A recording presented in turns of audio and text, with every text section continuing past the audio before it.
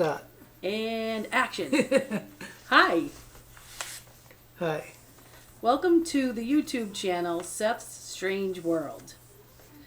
This video is a review of the second Fire Beast comic book called Fire Beast Dorrigan vs. Garin, the horror movie from space. This is an excellent sequel. The first comic was very much meant to be a scary giant monster movie. Just like the first original Godzilla movie is meant to be a scary movie. This second comic is Chris Martinez, right? Yes. Take on the 60s giant monster movies, the Ultraman series, and even the Gamera movies. Right off the bat, this sequel is bigger and better. Being in color and brighter, we see a giant monster right on the third page. We meet Dorrigan, universe version of the Ultraman Science Patrol, called the Science Action Team. A meteor falls to Earth, and the Science Action Team jump into their ship called Rocket X-81, which we see is a model on wires. Oh, you can see the wires again? Yeah. It's little stuff like this that makes these comics so much fun to read. A giant monster named Triceratops is also on his way to check out this fallen meteor.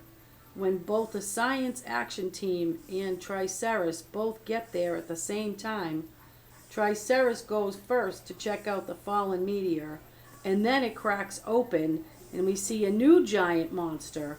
This one is named Garin.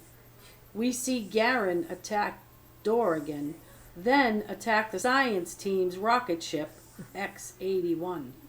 Then we go back to the main building of the Science Action Team, and we get the unusual scene of the science... of the scientist doctor telling everything why it is going to be where all the action takes place. Then we will see Garin show up, start attacking everything, destroy everything around it. We see the army try to stop Garin, but it's no good. Garin even catches a rocket ship in one of his hands. Then we see Dorrigan show up to take on Garin when he saves the rocket ship. Then we see Dorrigan talk to Garin using speech only giant monsters understand, which is screaming and yelling and arms waving.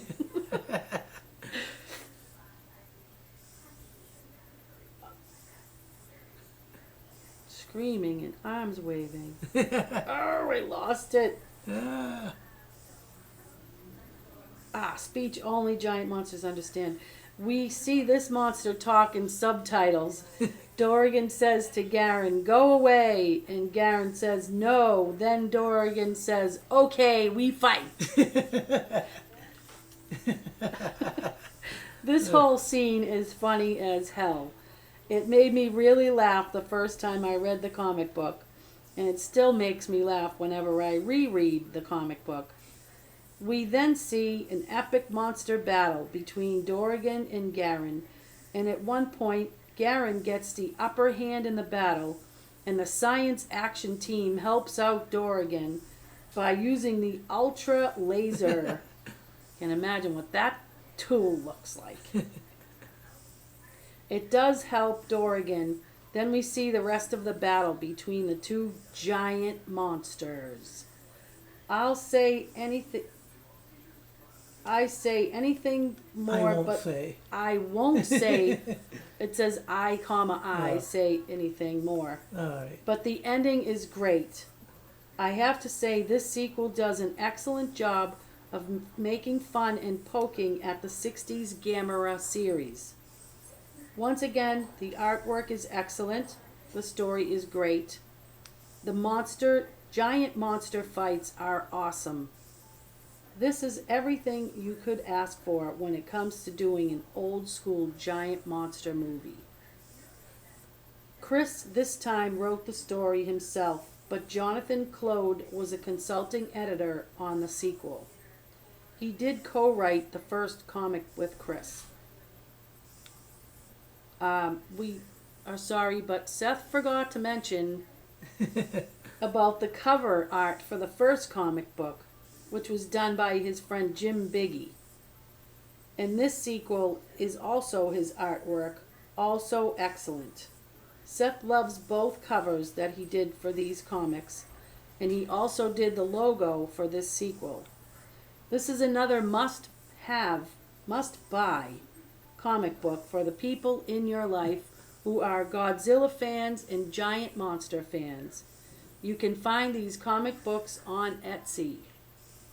Thank you for watching this YouTube video on Seth's channel, Seth's Strange World. Please subscribe today. Thank you.